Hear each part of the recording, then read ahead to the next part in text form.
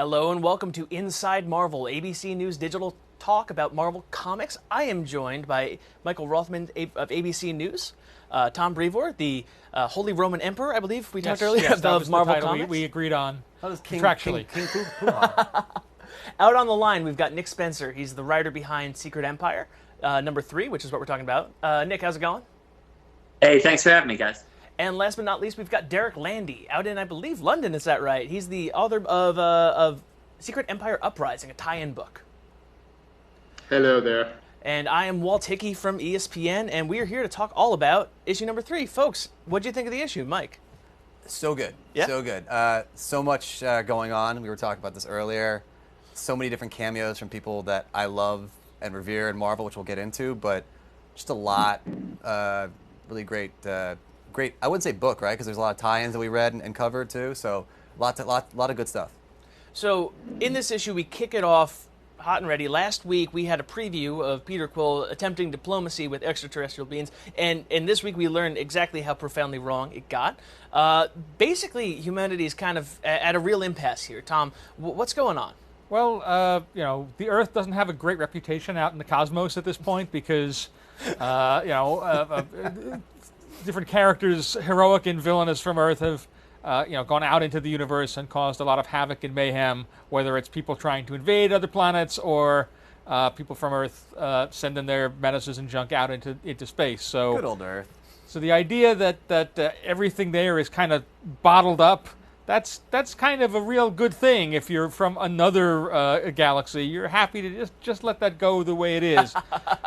So Peter Quill kind of runs up against a brick wall in terms of finding some folks to help to crack that shield and get them back down to Earth where the action is. We'll see a little more of that in the Guardians of the Galaxy annual in about 3 weeks. So he's not done soliciting help. International diplomat Peter Quill. But it doesn't look like it's going his way. It doesn't look like it's in the cards. Also, is Peter Quill the guy you really want to go to ask? He's a scoundrel. Just like Rocket Rocket's not the number 2 guy. They said Rocket too. He's the adorable. number 2 guy I wouldn't want to ask for help. If I was listing folks on the outside of the wall by politesse, Peter Quill and Rocket are not. Anyway, let's go to the man responsible for this abomination, Nick Spencer. How's it going, man? Hey. Pretty good. We've been talking about all the different threats going into this. Again, we kind of kick it off this week with the outside the planetary barrier, but this week he also introduced another interesting set of characters, and mainly what's going on in Jersey with Maria Hill and who's that? Boomerang. Wow, Boomerang. that's a nice pull. So, Nick, what's going on out in Nick that? brought Boomerang back. He threw Really? him away in Superior Foes of Spider-Man, and he came back. Boomerang and his Came back and to his Nick. balding head, which looks like I think. Ironically. This is a pun. All right, Nick, what's happening? Yeah, Maria Hill is taking shelter. She's working as a freedom fighter now, crossing some lines that the heroes aren't willing to cross in the fight against Hydra. And she's made an unlikely ally in Fred Myers, a.k.a. Boomerang, who I used to have a blast writing on Superior Foes. Fred has moved up in the criminal underworld as a result of most of the heavy-hitting crime bosses being trapped inside the Dark Force in Manhattan. So Fred has kind of, seized the opportunity and taken advantage of that vacuum to get himself a nice little restaurant and a nice criminal empire where Maria Hill hides in the kitchen and has secret meetings. As a guy who lived as one does. I lived in Jersey for years, and it's just such a delight to see how prominent the Garden State is in the Secret Empire arc. You've got Ms. Marvel running through liberating prisoners. You've got Maria Hill staging a liberation attempt there. It's the happening place to be. It is exactly Newark. that.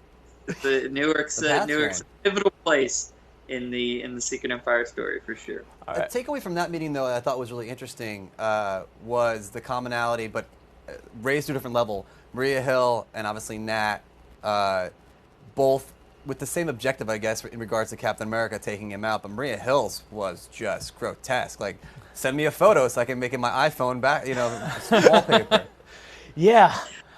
I mean, That's I've gotten to write Maria Hill a lot over the years, and she's one of my favorite characters by far. And I always take her just a little further than everybody else. I let her lean pretty heavy on the gallows humor and kind of say the things that nobody else is willing to say. And she's got a very, very dark sense of comedy to her for sure. Yeah, it's a real, like, by any means necessary kind of arc, and in any kind of, like, again, movement designed to kind of countermand some of these authority figures, you're going to see folks who are just, again, by any means necessary. Now, I actually want to, now that we're on this chunk of the folks who are kind of countermanding the regime, what I want to talk about is the Uprising book. And again, the Uprising book, it's a one-shot issue.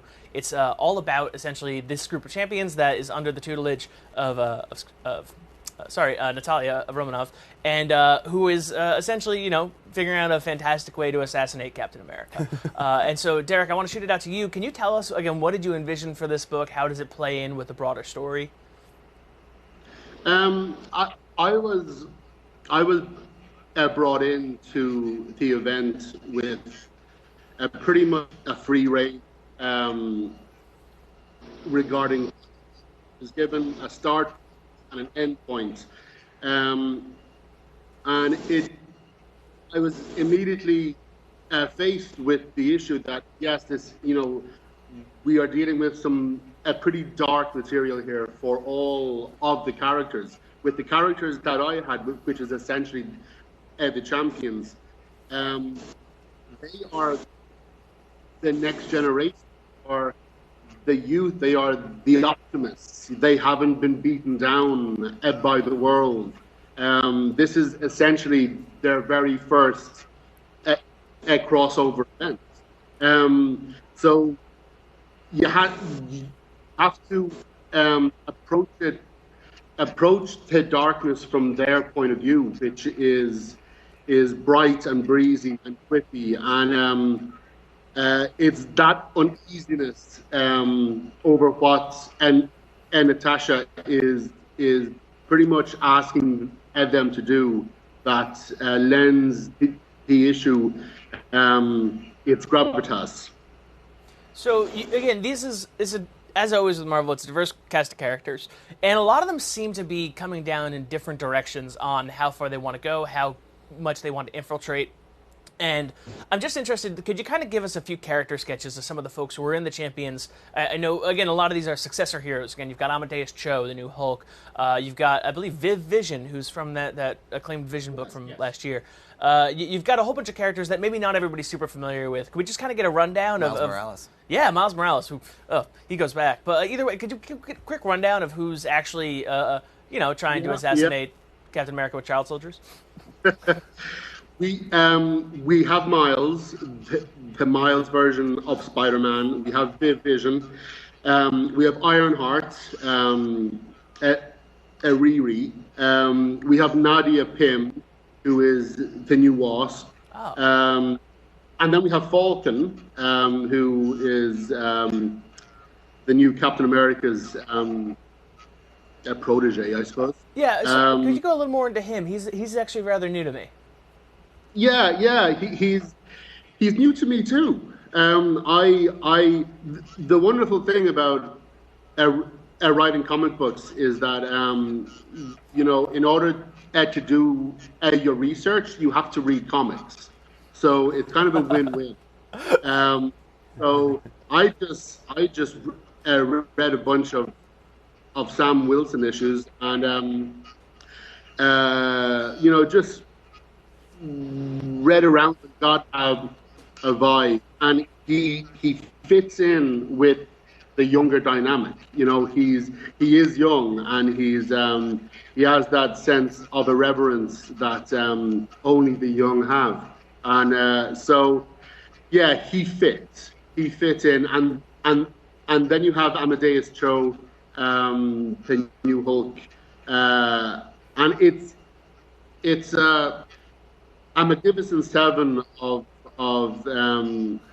oddball optimists, and all under the tutelage of the character who is possibly the most seasoned and world-weary, the Black Widow.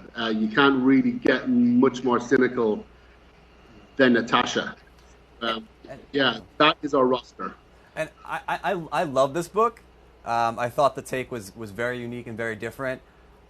Couple questions for you. One, are you a big Elvis fan? And that's where Amadeus got his inspiration for his singing. And then also, you seem to be a pretty big fan of the singing auditions part. That's a really interesting take. And also the person in front of that from Hydra with the little twisted mustache. I was saying earlier, he's You have been talking about him all day. I hope he's not a one and done. He feels like a very flimsy character, but I love him. I hope he stays on for a long time to come. There's pain beneath that stash. All right. At this audition thing that they're infiltrating. He was so cool. I mean, I gave our artist the free reign to design him however he wanted, and he came back with this very memorable. I mean, it would be wonderful if the choir master became a bona fide supervillain in about 5 years. The choir master? Yeah, he's choir master. Yes. Oh, so wow. good. And the audition scenes, it was, well, I mean, the fact is, when I was brought in, I was given free reign. It was suggested that maybe they might be trying to get into a choir. So that just opened up in a very dark series. Cactus is, and it deals with some really relevant topics to today's world. The idea of doing a Marvel version of America's Got Talent or whatever, So yes, we have the new Hulk channeling his inner Elvis. We have a Nadia referencing a very old and obscure Dazzler song that I read when I was a kid, and I rooted out the issue, and I knew she sang the song, and I found it, and the first note I got back from my script was, we might have to clear this song. You don't have a problem. Alison Blair's people Yeah? are very litigious. You have to be very careful. Oh my God. Because you don't mess with the Dazzler. Maybe use Cisco's The Thong Song next time instead. I want to Just a bust thought. out a little bit here because, again, it's a fun read. It's a fun concept. It's great. But the concept of this is that they are breaking into... we've kind of skirted around this a bit. They're sneaking into a Hydra choir. They are immersing themselves among the most devoted young people associated with this vile brand. They are attempting to essentially immerse themselves in this choir. They're ratting each other out in order to maintain their position there. And the end goal of this is to infiltrate this choir and then murder a man.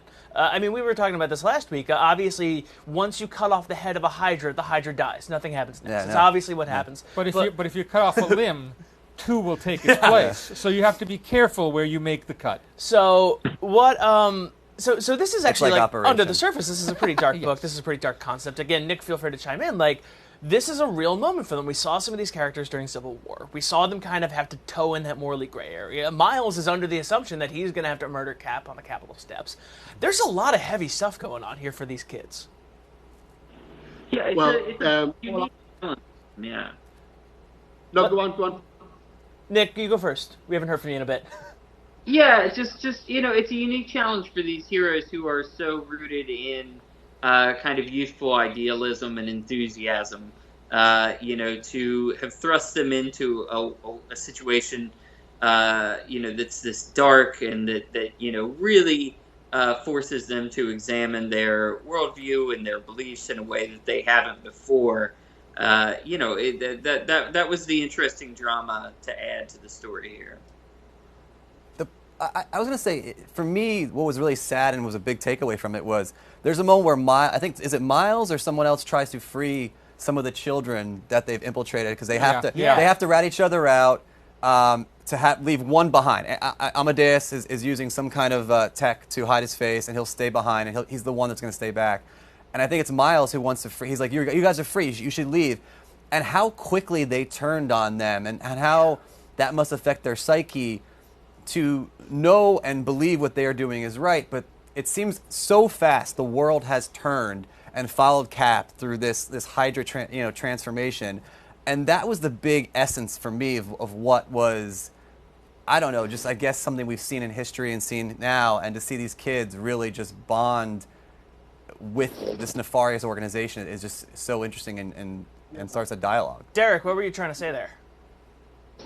No, well, with everything that Nick has been setting up, the idea, first of all, this is essentially a culture war that Natasha is waging. So, and in our modern wars, we have child soldiers. Essentially, the champions become a version of that. They become the child soldiers, and yet they are strong enough to assert their own independence and their own values.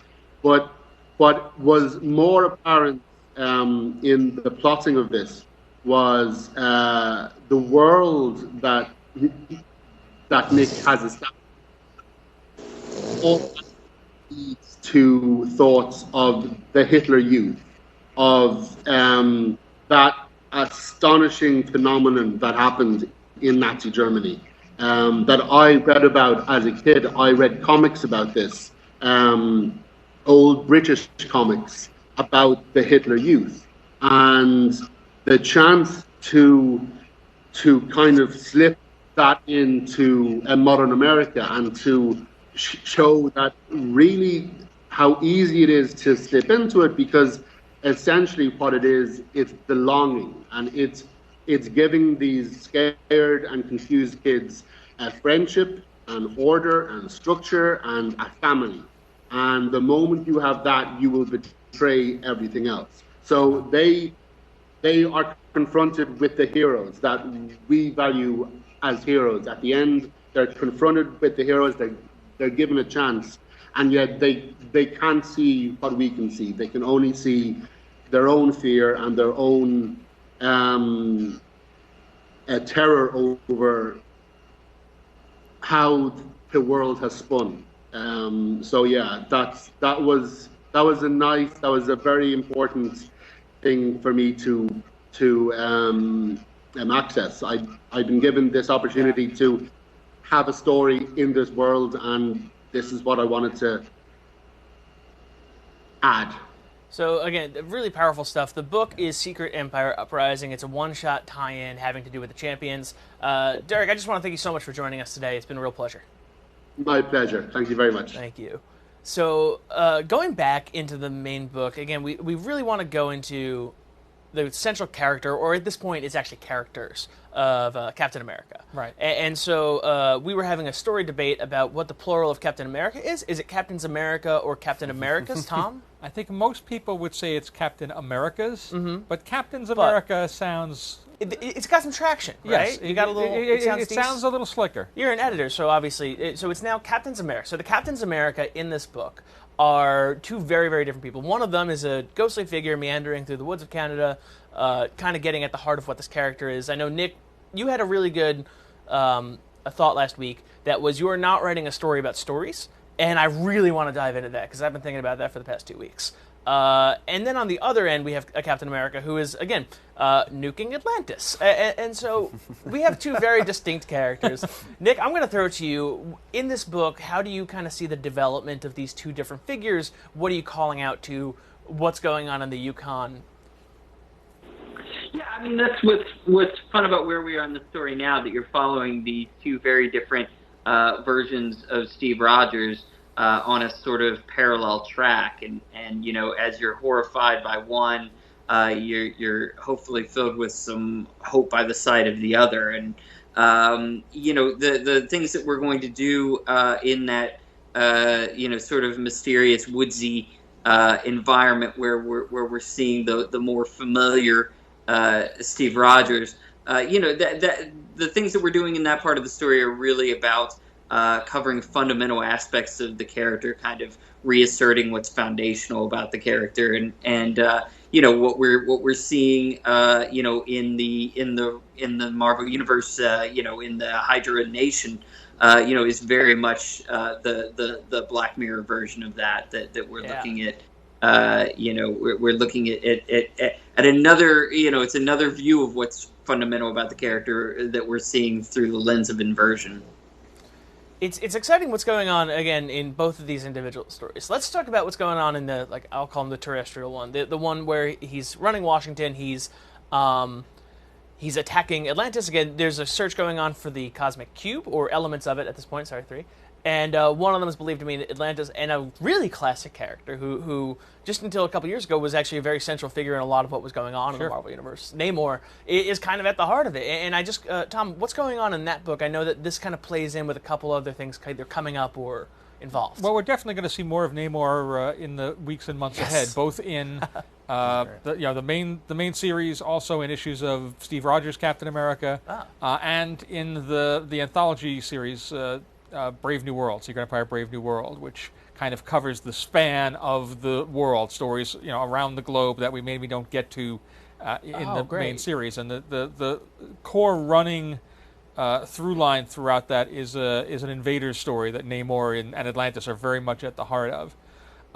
He is, as you say, like the oldest Marvel character. He was the first one created, and he really is the figure, among the sort of classic Marvel heroes that Cap has the most history with. Yeah. Like even in terms of the publishing, apart from like maybe Bucky, and we blew him up. So he was on vacation through most of the 80s. We took care of that.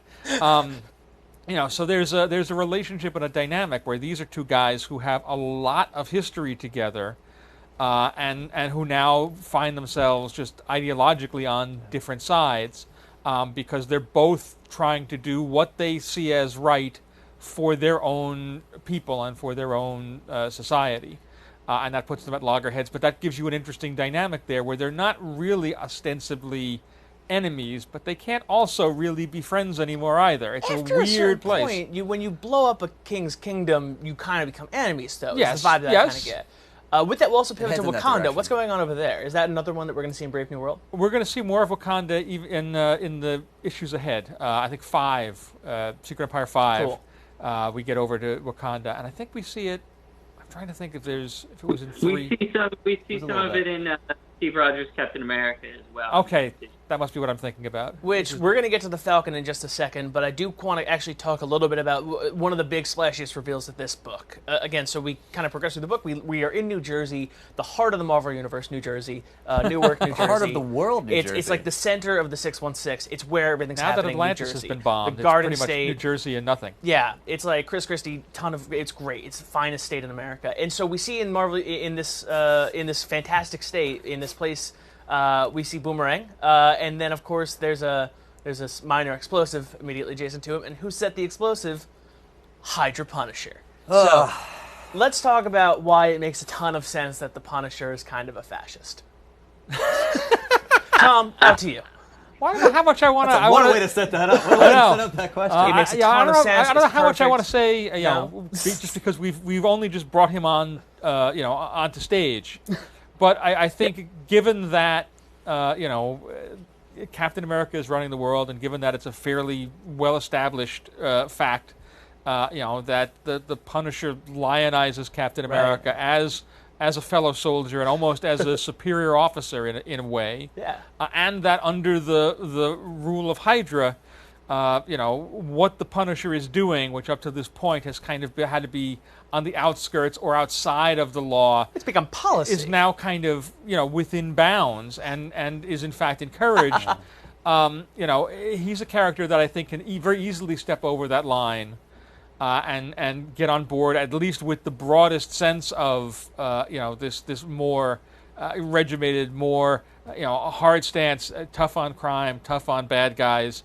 A situation that Hydra is bringing about, because they're all about control and strength and order, and all of those things are in their own way a reflection of the things that Frank is trying to make out of a broken, fractured world that he's kind of always been trying to sort of put back together, when hold with his bare hands. How crazy is it that Captain America has kind of gone to the mental area or mental real estate that Punisher owns now. So it's almost like Captain America's living in his house.